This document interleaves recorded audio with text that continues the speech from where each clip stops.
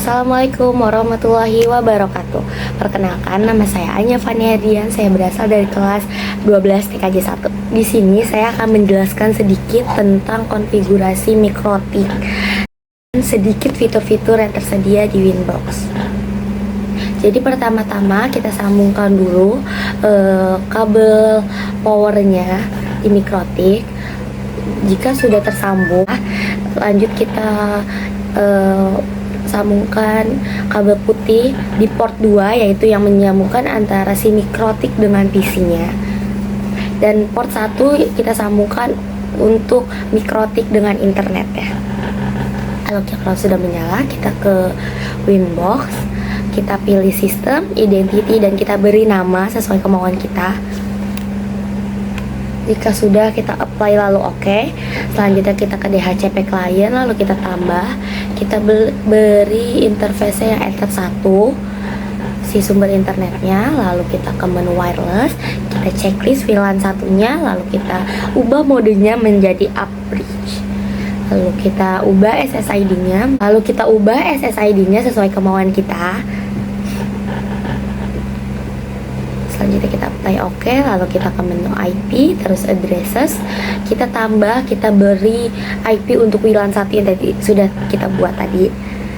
Lalu di sini saya menggunakan 30.0.0.1/8, lalu apply oke. Lalu selanjutnya kita ke menu IP lagi, kita ke DHCP server, kita ke DHCP setup, dan kita pilih WLAN 1, lalu pencet next. Sudah sukses, kita oke. Lalu selanjutnya kita ke menu hotspot untuk kita bikin hotspot. Lalu ke server, lalu kita pilih hotspot setup, lalu kita pilih WLAN 1 yang sudah tadi kita buat, lalu kita next. Untuk DNS servernya kita ketik 8.8.8.8, lalu next. Untuk DNS name-nya kita pilih nama kita menggunakan .com, lalu next. Lalu jika udah sukses kita oke, lalu kita ke menu user profile, lalu name-nya kita ganti sesuai kemauan kita. Lalu untuk shared usernya kita pilih bebas. Di sini saya memilih angka 5 untuk 5 orang. Untuk namanya kita ganti lagi di menu user. Passwordnya kita beri password. Di sini saya menggunakan password 1 sampai 5. Lalu jika sudah kita apply lalu oke. Berikut adalah tampilan yang tersedia di HP usernya. Kita masukkan user yang sudah tadi kita buat. Di sini saya menggunakan nama Anya dan passwordnya 1 sampai 5. Sudah tersambung, yang berarti sudah berhasil. Dan selanjutnya kita ke menu IP, lalu kita ke firewall, kita buat sinapnya dulu sebelum ke bridge. Jadi kita actionnya kita ganti menggunakan masquerade. Lalu di bagian generalnya kita ganti di out interface-nya kita pilih enter 1, yaitu sumber internet.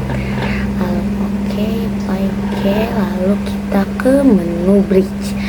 Di bridge-nya kita beri nama saja bridge 1. Lalu selanjutnya ke menu port, lalu kita isi dengan WLAN 1, ether 2, ether 3, dan ether 4 untuk menjadi satu bridge. Kita tunggu.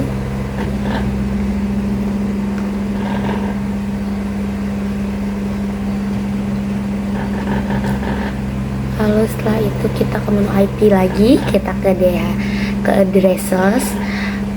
Kita IP untuk WLAN-nya kita hapus, kita ganti menggunakan IP untuk bridge-nya. Di sini saya menggunakan 30. Seperti tadi, kita interface-nya kita ganti menggunakan bridge 1. Kita apply lalu oke.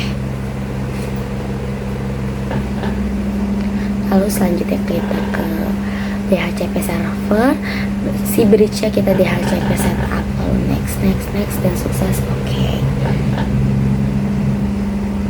Lalu selanjutnya kita cek di komputernya apakah sudah menjadi satu IP atau belum. Kita disable enable dulu, kita disable, lalu enable.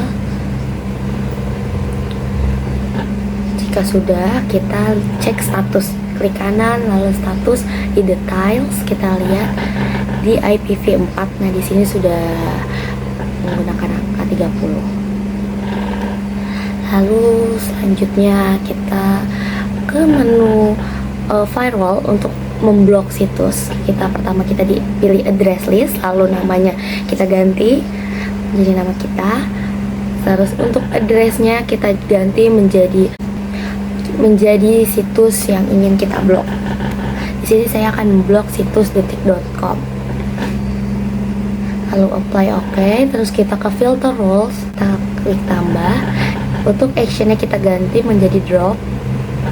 Lalu kita ke advance, DST address list, kita pilih namanya yang tadi, kita apply OK. Lalu berikutnya kita ke menu Chrome, ke Google Chrome. Kita cek apakah kita cek apakah situs detik.com sudah terblok atau belum. Kita lihat di sini kalau situsnya sudah terblok, dia akan loading terus. Kita pilih youtube.com karena YouTube-nya tidak terblok, jadinya di sini YouTube-nya bisa diakses. Sedangkan yang detik.com-nya itu akan terus meloading. Selanjutnya kita membuat limit, yaitu kita ke menu queries, kita beri nama sesuai kemauan kita. Lalu untuk targetnya kita ganti menggunakan bridge yang tadi sudah kita buat. Buat max limit target uploadnya kita pilih 5, dan untuk target downloadnya juga kita samakan menjadi 5 Mbps. Lalu kita apply, lalu oke. Lalu kita cek apakah sudah terlimit atau belumnya. Kita menggunakan di sini, kita menggunakan speed test. Kita pilih yang paling atas, lalu kita mulai. Jika sudah berhasil terlimit, hasilnya tidak akan melebihi 5 Mbps untuk unduhan maupun unggahannya.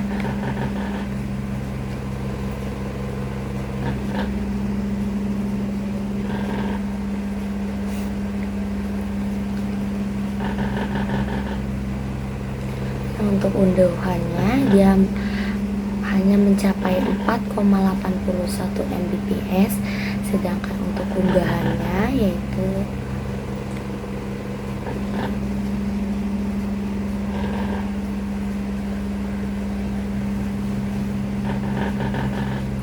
(3,72 Mbps), yang artinya limitan ini sudah sukses.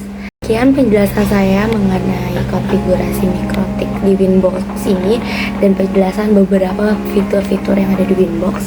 Kurang lebihnya mohon maaf. Wassalamualaikum warahmatullahi wabarakatuh.